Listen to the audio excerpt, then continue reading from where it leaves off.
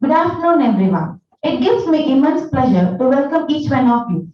The PG and Research Department of English, Bishop Paper College, sends you all a warm welcome to the Students' Enrichment Program on History as a Socio-political Backdrop of Literature.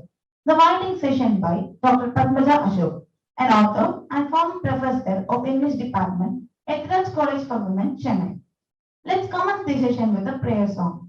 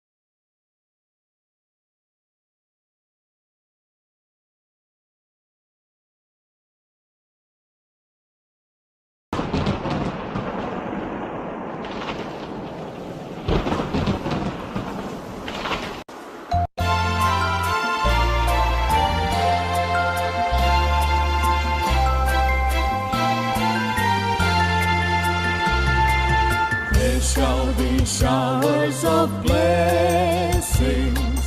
This is the promise of love. There shall be seasons refreshing, sent from the Savior above. Showers of blessing, showers of blessing we need. Mercy drops round us are falling, but for the showers we plead. Showers of blessing, showers of blessing we need. Mercy drops round us are falling, but for the showers we plead.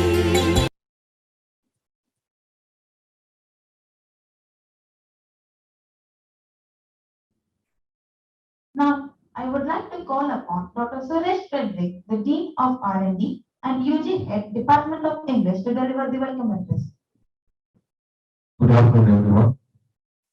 Revered Principal, respected Chief Guest, Chief Speaker of this meeting, beloved department, erudite scholarly colleagues, and my dear student friends. I am here to welcome you all to this useful meeting arranged by the Department of English. First of all, I wish to welcome our principal, who is always there, helping the department as the backbone of the department. Welcome you, sir, in absentia. At this juncture, I wish to welcome Professor Dr. Ashok. Ma'am, thank you for accepting our invitation.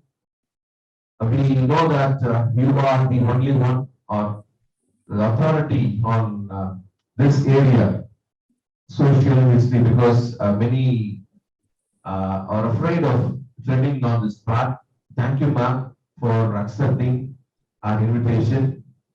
Ma'am worked as an associate professor in Ethiraj College, and she has a lot of experience in this particular topic. Welcome you, ma'am. I also wish to welcome the head of the department, Dr. Shobana, and she is the prime motivator. And in fact, she only advised us to go for this speaker so that we can know more about social history of England.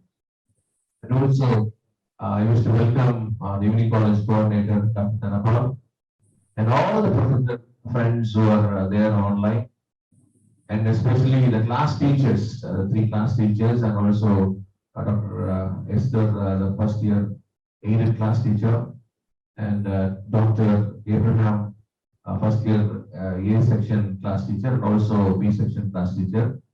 And also, I wish to welcome Dr. Devi, who is also part of this program.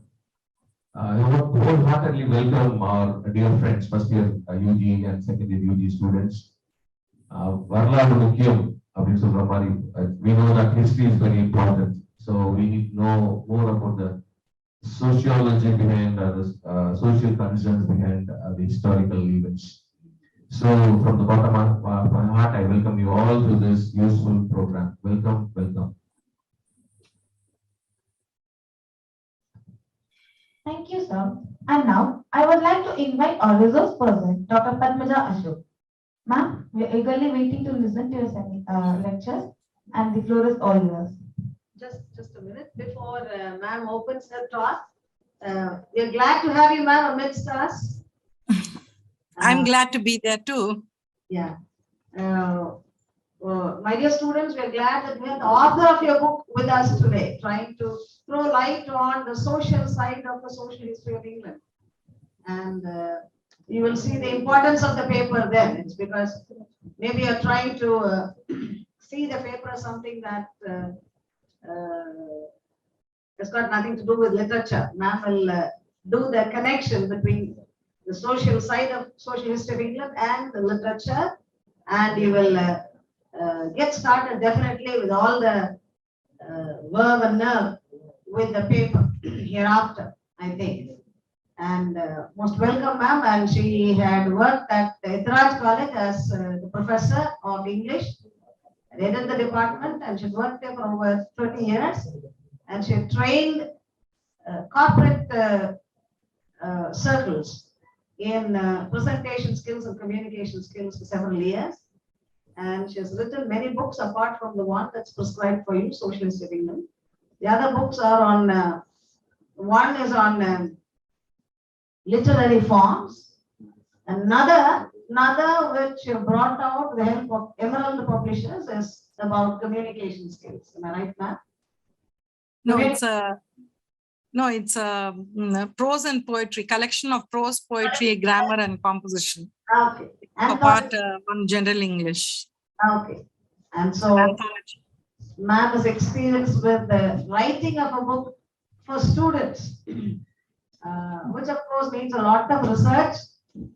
One has to think of bringing about a content which doesn't prove too easy, in the sense that shouldn't read like notes, clueless, vague notes. Same time, difficult to understand concepts in simple English is what she attempted at, both in the social history of England and the literary forms book, and the anthology, which she must have appended with the notes at the back. And hope ma'am will agree to what I say about her books. And so the writer is now going to see the students are going to put to practice her books in class in the form of learning, and the teachers have also joined here will enjoy a lecture because they get cues from you how to teach social history. So we are only too glad to have you, ma'am, amidst us. It's because you and your presence today with us make a lot of sense and relevance in our context of learning, reading, teaching, social history of England.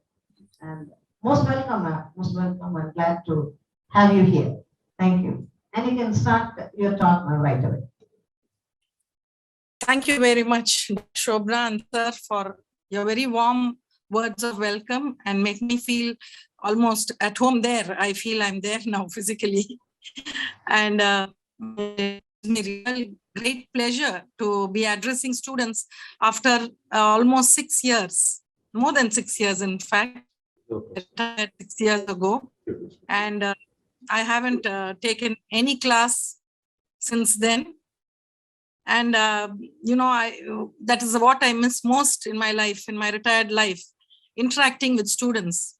But even now, this is a poor consolation. I cannot see my students there, the participants. I can just see the number. They are 152 right now. But it would have given me much more pleasure to have been there physically with you all. And, looking at your young faces, that is the greatest motivation for any teacher, to see the students sitting there and listening. Anyway, we have to move with the times and we have to adapt ourselves and change according to the present scenario, which is what social history is all about. Now, your HOD was telling me that as students, you people have a problem with the word social, and you wonder why you have to do this subject at all. You have just selected literature as your major subject. And so why are we bothering about kings and queens and battles and wars and reforms and, all that boring stuff? See, first, I would like to tell you, history is not at all boring. I know many of you must be immediately up in arms with me. You will fight, you will argue, you will say, no, we don't agree with you at all. I know history is a very unpopular subject right from school, and people generally, tend to think of it as something very, very dry. Maybe the fault lies with the way we teachers handle the subject. Maybe the fault lies with the way the syllabus is framed, or maybe it is the books themselves, which give you just a compilation of facts.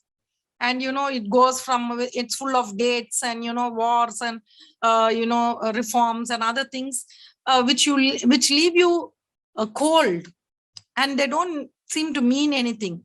But the moment you pause and think that these are all real events which took place in the past and which help to shape life as it is today, I'm sure you will be more charitable towards history first. So let me start somewhere. I need a starting point today for this lecture. So I will start with asking a simple question. What is society? What do you mean by society? You would have heard the word being used in different contexts. Oh, this, she's a social animal or something like that. It doesn't give you the correct meaning of the word society at all. I think that's half the problem, because we don't know what to expect in that subject. So first, to understand what social history is all about, I'd like to talk to you about the meaning of society. Society, simply put, is a group of people sharing the same space, time, political authority, or the same kind of a culture. So I can easily say, to give you an example, we all belong to one society. Here in Tamil Nadu, though you are in Trichy, I'm in Chennai, we speak the same language, and we have the same, we come under the same government. We have the same space, the state of Tamil Nadu, and we all belong to the same time. Whatever today's date is, December 2nd, 2021. So we are all, we belong to this society. You call this one particular kind of society. Now, again, you might not be very clear. So what do you mean by belonging to a society? See, we have certain values. We share the same kind of food habits. We have the more or less the same kind of dressing sense. And we watch the same films, we listen to the same music, and we enjoy many of the cultural activities like Bharatanatyam or Kathakali or Kuchipudi or and other dance forms. All these are the cultural aspects. So we belong, what I would like to use a technical term here. We share a Zeitgeist. What do you mean by this? Zeit means time, Geist means spirit, Zeitgeist. So each age has its own unique spirit, its own unique characteristics. And this changes from century to century, age to age, generation to generation. With time, this keeps changing, the spirit of the age. Now, you'll to make it clearer. Now, the present society we are living in. What is the most important thing that is going on in our lives right now? Oh, I can't hear any of your answers, so I will answer it myself. COVID-19. I think that is something which has united not just Tamil Nadu, but the entire world. We have all been united in this as a whole. And we have seen how that has changed our life, our lifestyle. It has affected every aspect of our life, our social life. We cannot go out. Theaters were closed. I think now they are opening up.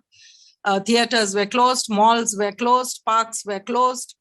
Everything, there was a lockdown. We could not get out of our house for about 20 to 23 months.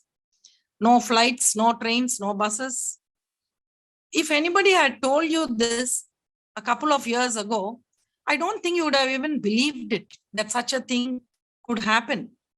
But, as human beings, we have a lot of resilience, and we have learned to adapt ourselves with this changing scenario. The fear of COVID was so great that we willingly locked ourselves in. And, and along with that, what are the other changes? The masks. We don't go out without a mask now. And then you have hand sanitizers. And, when we go out and meet now anyone, or when you're chatting, what is the one topic we talk about? Have you been vaccinated? Oh, first dose over, second dose over. Is it COVID, a Covishield, or a Covaxin?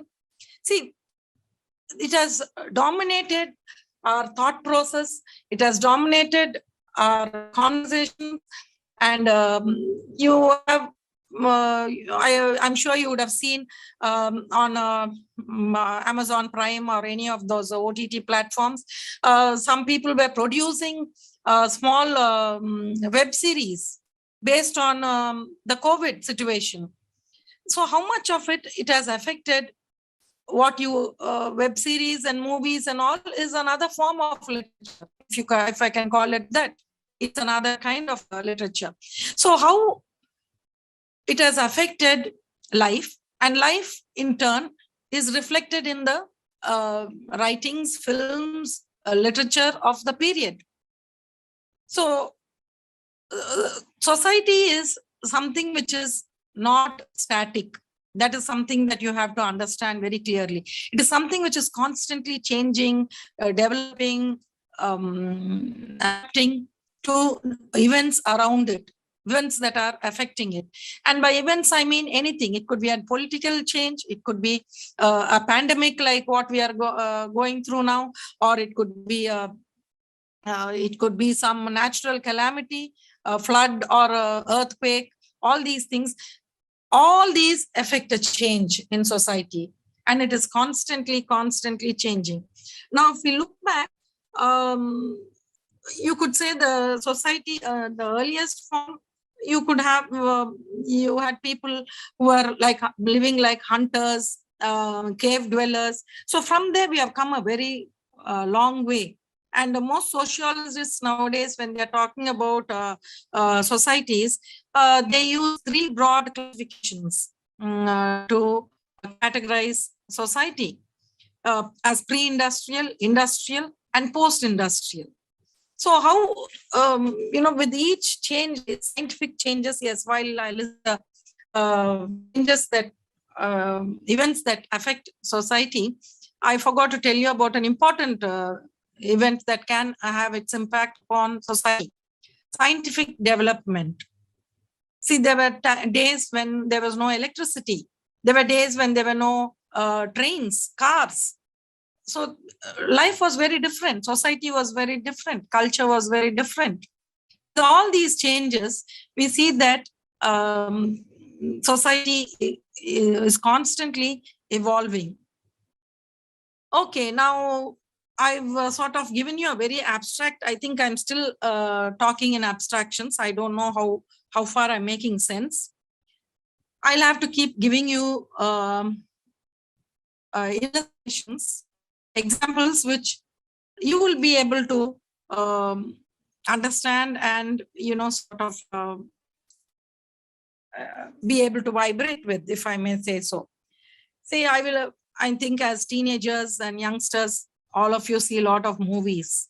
So the best way to make you understand something I've understood in my years of teaching, when I give examples from various classics and novels, the girls used to just look at me as if I was talking some Greek or Latin. So slowly, after a few years of teaching, I understood that if I have to make myself understood by students, I should be able to give examples which they can understand, not what I can understand.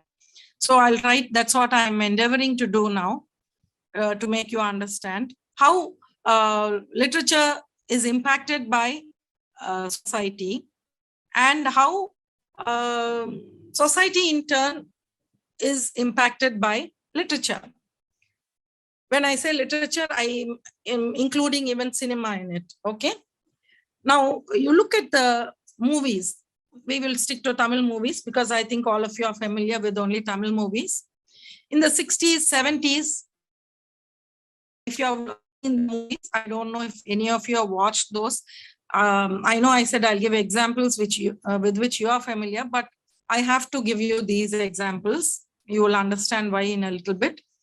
If you were to see some of the movies in the 60s and 70s, you have a certain way of, they had a certain way of portraying the heroine, portraying a mother character, portraying a hero. Okay. So for a long time, the only heroes we had were Shivaji Ganeshan and MGR. Even when they were in their 50s, they were only the heroes. They would act as college students and we would accept it. No questions asked. Because we are used to it. It was a part of our Zeitgeist, okay? And the heroines, they will be young ones, but that's all right. We'll keep that different topic and discuss it another day. But the heroines, if you see, before marriage, they will be dressed in some modern clothes. But immediately after wedding, they will be in saris, short hair will become a plait, they will wear a lot of mallipu, and they will be very docile creatures. Why? Because that is what the society expected of their wives. Okay. So cinema had to reflect the needs of the society. It had to cater to the likes or dislikes of the society. And so those movies, that's why when you see it nowadays, we find it so artificial. Youngsters have no patience to even see such movies, and they get bored and they go away. They said, no, we cannot watch all this artificial stuff. So that is, you can see how the changing trends in cinema itself are reflecting the changing values of society. See, I won't say every change is good or every change is bad. See, every society has its own plus and minus. You cannot say the past was the best and the present is the worst. Nothing like that. There are so many good things in the past. There are so many negative points also in the past. So we have to just take it in our stride. Now, another example which I'd like to talk to you about is, I don't know if you have heard of this movie, Poompuhar. It's an old Tamil movie. I am sorry, I don't remember when it was released. by Vijay Kumari and SSR. They act. It is a story of Silapadikaram, Kannagi and Kovalan. You know the story. I'm sure as people belonging Tamil Nadu, all of us are familiar. If not, I'll just tell you in one or two sentences. Kovalan and Kannagi are a happily married couple until Kovalan has an extramarital affair with Madhavi, and he leaves her and goes. And Kannagi waits patiently. She gives all her jewelry. She does not scold her husband even once. And finally, when he comes back, she falls at his feet, cries, and takes him back into her life. And then the rest of it is a melodramatic story where he is accused of theft, and he is unfairly beheaded. He is put to death. He is given the death sentence, and Kannagi fights for justice, and she burns up Madurai. Okay, that's not the important part. I am talking about the part where she is shown as a very patient woman who does not get. She is, of course, sad that her husband has found some other woman in his life. But, there's not, that question of leaving him does not arise. And she accepts him back into her life without any questions.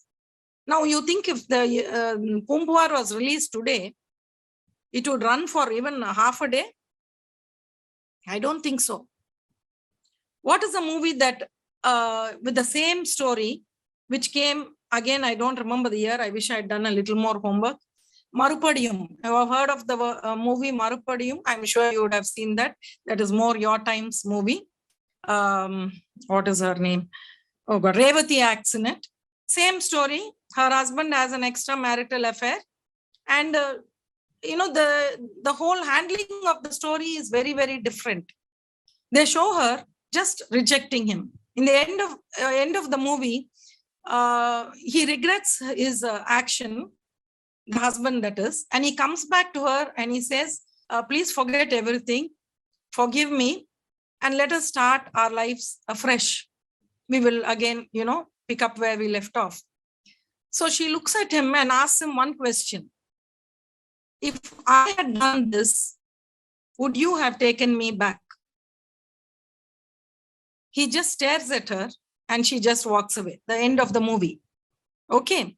So what has happened between Pumpuhar and Marupadiyam? Have you thought about it? Society has changed.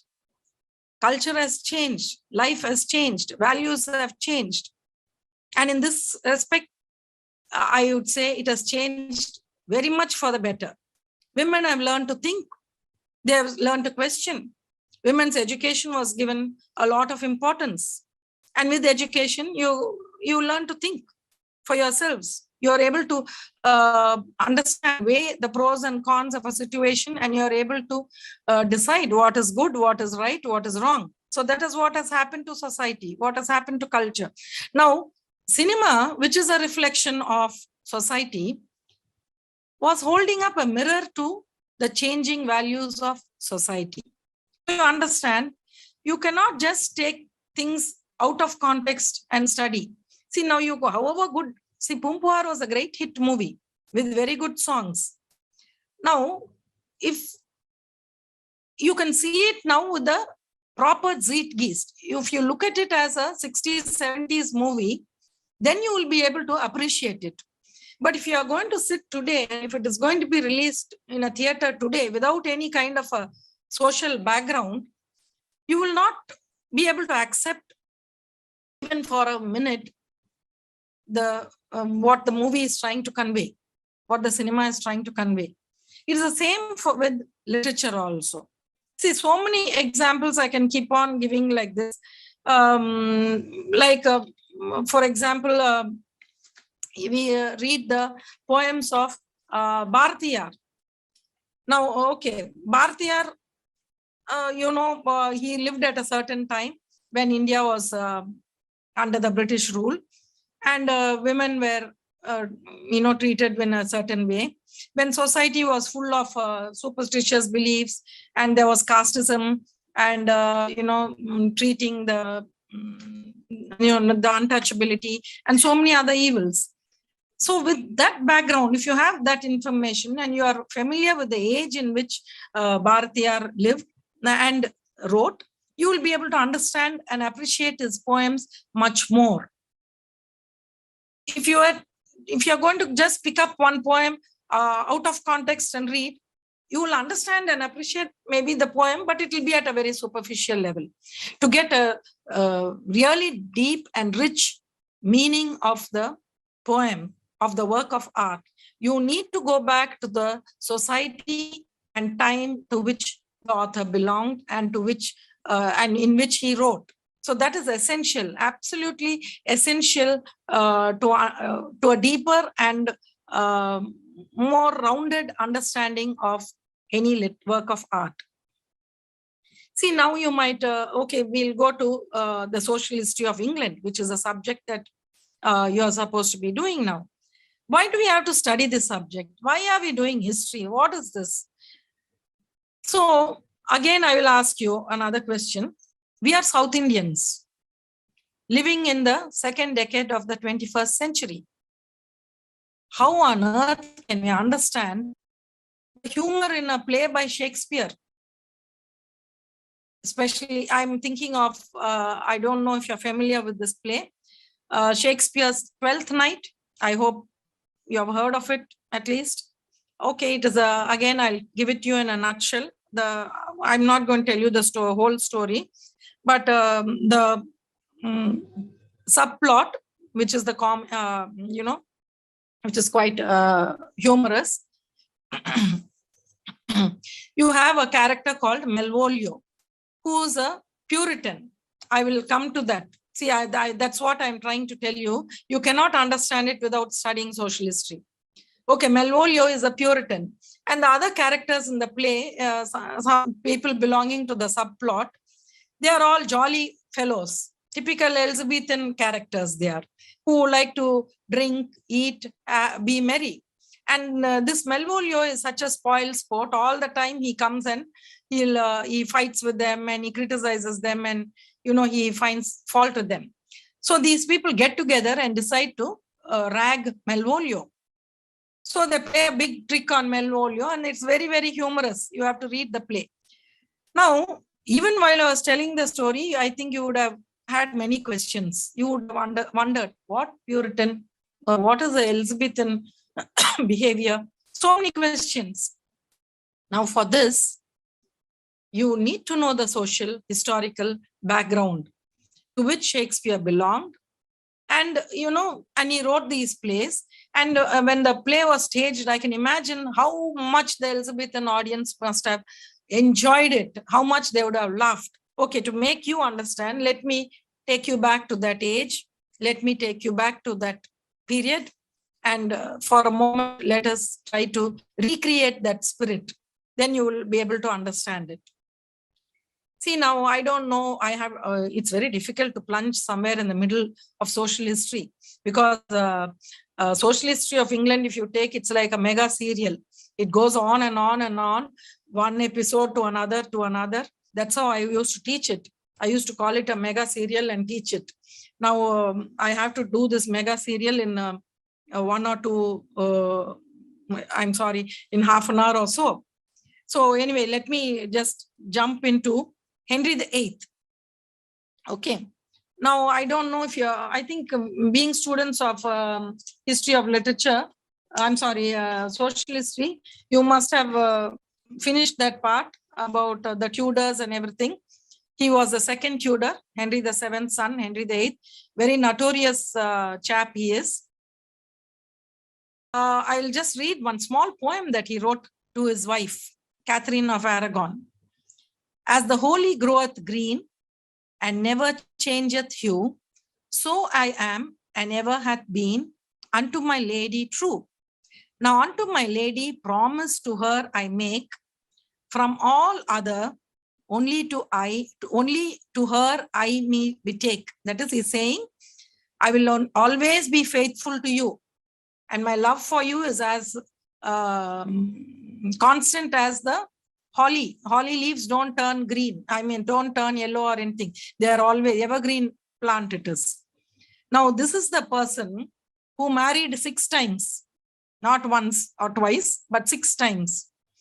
So why am I telling you this suddenly? I have a reason. Let me just continue. So he was married to Catherine of Aragon, and he had a daughter through her called Mary.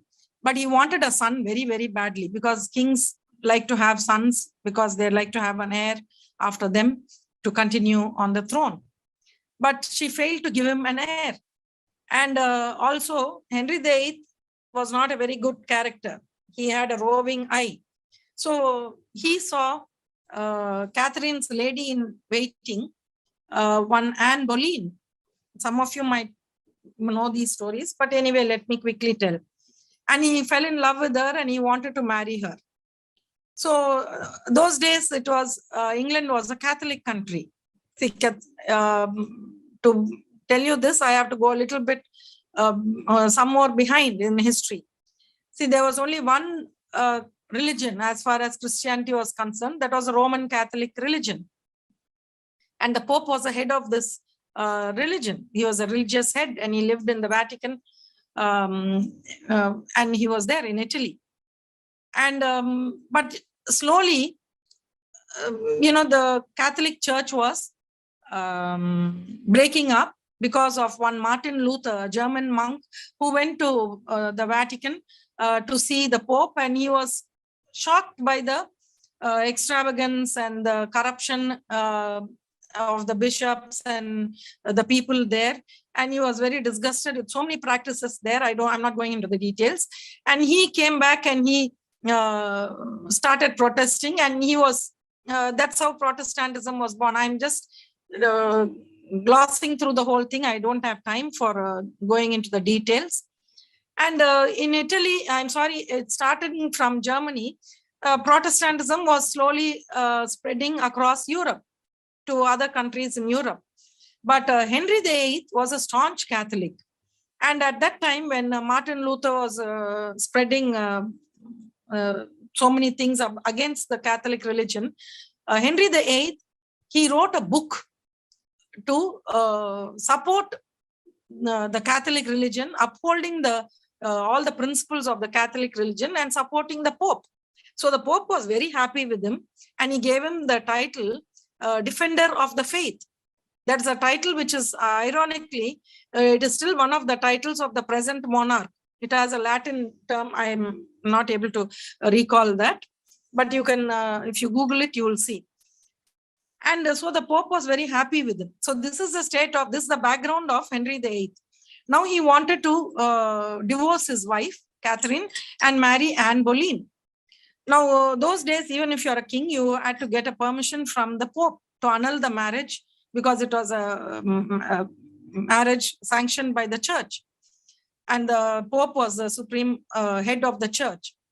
So when he asked for permission, the Pope refused to give permission. He said, no, we cannot annul this marriage. You cannot marry Anne Boleyn. He had other political reasons also for doing that. Again, I won't go into that. So the Pope got very angry. Henry VIII got very angry with the Pope. And what he did was, he said, okay, if you don't give me permission, I change the religion of England. I'm going to bring in the Reformation movement here also. And the Pope is no longer the head of the English church. And he passed a number of acts called the Act of Supremacy, Act of all those things, calling himself the supreme head of the church. And he divorced divorced Catherine and married Anne Boleyn. That is how Reformation came to England. Otherwise, England would have remained a Catholic country, maybe even till today, we don't know. But because Henry VIII wanted to marry a woman of his choice, he changed the whole thing. Now, after his time, his son, he married several ladies. I don't want to go into all that. He divorced this lady. Then he married Anne Boleyn. Anne Boleyn produced another girl. And ironically, she was the most able monarch England has ever had till then, Queen Elizabeth I. And he didn't like her because she too didn't give him an heir. So he beheaded her. So like that, he married 3-4 ladies, and the third wife gave him a son, Henry, who would become Edward VI. But that lady died immediately after childbirth. So that was not Henry's fault. And he continued to marry a few more, which is not important right now. So after Henry VIII, his son, Edward VI, became the king. And he was a boy king, and he had people who ruled on his name. And they brought in extreme Protestantism to England. They made England an extremely Protestant country. Now, Edward VI died quickly within a few years. And afterwards, Mary, you remember Catherine's daughter, the first wife's daughter, she became the queen. Now, she was naturally very angry because her mother was treated so badly by her father. And because of that, the Reformation movement came. So she had her own private tax to grind. And so she hated the Protestants, and she brought in the Catholic religion with a vengeance. And she started burning all the people who didn't follow the Catholic religion. They were burnt at the stake. So after that, you had, but she too died a few years later. And finally, after that, Queen Elizabeth became the queen. Now, when she became the queen, England had a lot of problems. Religion was one of the main problems. Now, it had been swinging between Catholicism and Protestantism. Now, Elizabeth was a very sensible lady. She didn't want to upset anyone. So she brought in the Anglican settlement, which was, a compromise between both. She gave in a few things to the Catholics, and it was mostly Protestant, but she tried to give a kind of a few consoling things for the Catholics to please them also. And she brought in what is called the Anglican settlement, which is the official religion of England to this day. At this time, there were a sect of people called the Puritans who were not at all happy with the Anglican settlement. Puritans were a subgroup of the Protestants who were very, very strict in their religion. They did not believe in wearing colors. They wore only brown and grays like that. And they would keep the Sabbath very, very strictly. And they did not like any entertainment. And they thought it was sinful to laugh and have fun and all that. And these people were hated during the Elizabethan age. They were there. They were a minority then. And the main majority of the Elizabethan people, they did not like the Puritans. And the Elizabethans, how were they? Queen Elizabeth encouraged the arts, encouraged drama, encouraged poetry. She was a patron of literature, and literature flourished during her period. You had great poets living that time. You had like Sidney, Spencer, all those people. And you had so many dramatists, Shakespeare, Marlowe, and all these people wrote and flourished during that period. And drama reached its peak. And people used to, like how we go to the theaters, going to watch a drama was the most fashionable thing to do. And Shakespeare was the most sought after dramatist. And he wrote with his fingers on the pulse of the society. He had to make sure that whatever he writes, it will go down well with the Elizabethan audience. So now, sitting in the 21st century, if you were to take 12th Night and read, you will not understand any of this, will you? You will not understand. Why are they teasing that poor Malvolio? What is wrong with them? See, the whole play is lost. The whole beauty of the play is lost. You will not understand anything. Maybe you will get a superficial meaning of the story.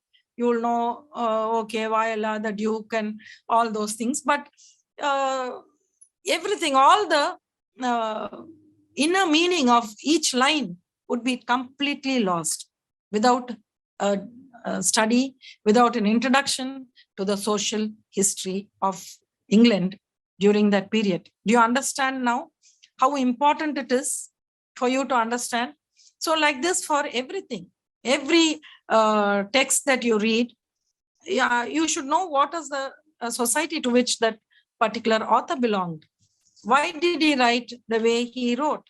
And why did he, what are these jokes? See, most of the jokes are, to do with the present time. See, you have all these memes. Now, how would you understand these memes after 100 years? Will anyone understand what it is? It would lose all meaning unless they recreate that whole the present scenario, how it was and what happened. And then, if someone were to explain, then they would understand. But otherwise, it would all be lost. So, okay, social history. Now, the history part, I don't know if you understood. Each king and queen ruling, and each under each reign, there is some major change that happens. As I pointed out now, during Henry VIII's time, you saw what a religious turmoil there was. People must have been affected very deeply. And, suddenly the king changing the religion of the land like that, it must have been a very, very upsetting and depressing kind of a period to live in. And the monasteries were closed, they were destroyed, and people were persecuted if they did not follow the king's orders. So each age in England had its own, the historical events affected the society in various ways. And these are the, this was what was being reflected in the literature of each age. See, that literature always holds up a mirror to society. And society also is influenced by literature. That's what I told you some time back. See, we see the movies that are made are based on our lives. What happens in our life? They make a story out of it and they screen it. And we as an audience watching these movies, we are impacted by the story, by whatever, if there is a message in the movie, we are influenced by that. And we in turn change. So literature has as much of an impact on society as society has on literature. That is another important point that I wish to bring to your notice. And there are many examples for this. See, and again, you don't do Pope, I think, Rape of the Lock. You have some small poem by Pope. But that is another very important text, the Rape of the Lock. I don't want to go into the details again. It will be too much, and I think you will lose interest. No, I think I'll skip that. Sorry, I'm sort of digressing here. Okay, I will stop with one more example. I think then you will understand what I've been trying to say. And now you have heard of Charles Dickens, haven't you? I'm jumping several years in the history of literature, and I'm coming to Charles Dickens, who lived in the Victorian age. And you would have heard of his various books like Oliver Twist, Tale of Two Cities, Bleak House, all those things. Now, Dickens was a person who was deeply concerned with the society of his times. Oliver Twist will tell you about the miserable condition of the workhouses, the orphanages, and how Oliver Twist, you would have heard of it, how he asks for more when he's in the orphanage. And he's given very little food to eat. So he goes and asks, can I have some more? And he's beaten for that. So through his novels, he wishes to highlight the abysmal condition of society in the Victorian age. And what was happening in the Victorian age? In the 18th century, 19th century in England, industrialization was rapidly sweeping across the land. And what do you mean by industrialization? Industrialization is the introduction of machinery, and the cottage industries were all gone, and instead you had factories. Most of the fields and agricultural land was taken up by factories, and you had industries. So as a result of which, you had people migrating from the villages to the cities, and trying to eke out a living. And because of this, you had the growth of slums. unhygienic conditions and the miserable conditions of the poor.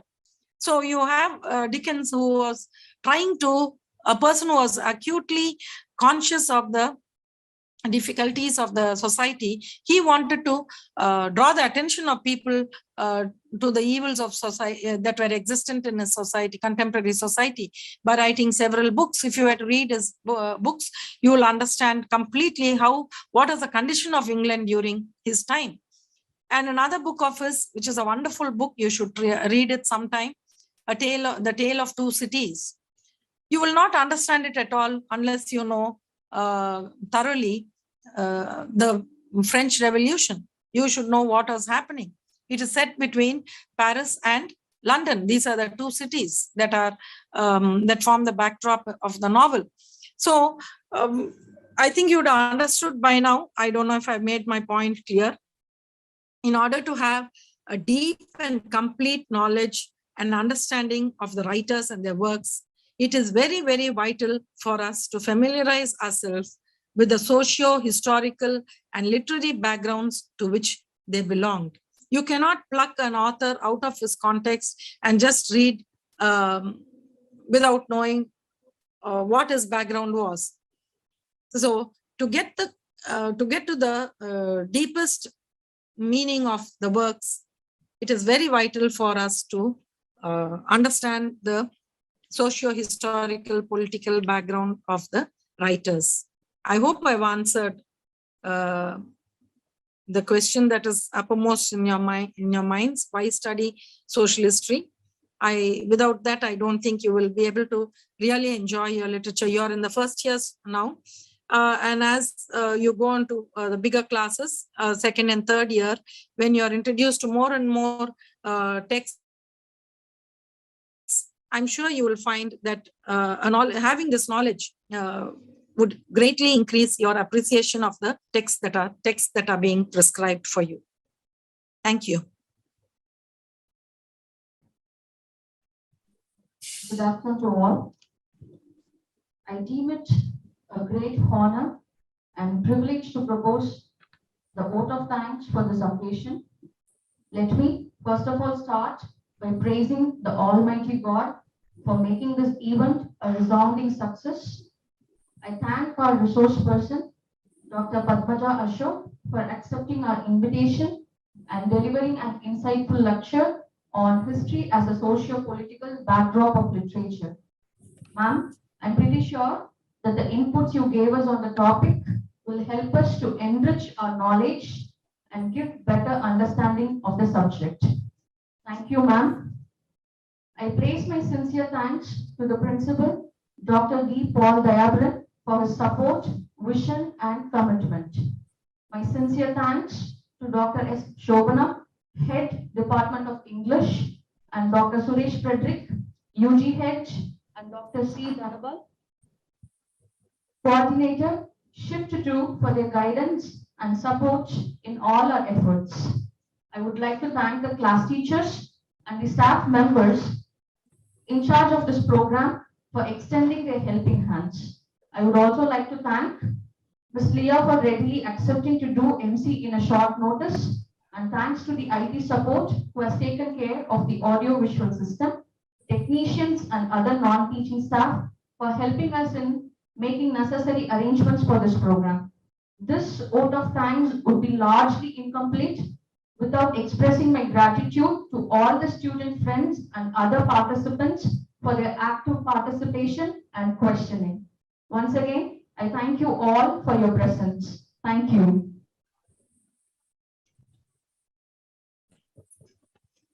Thank you very much for having me there.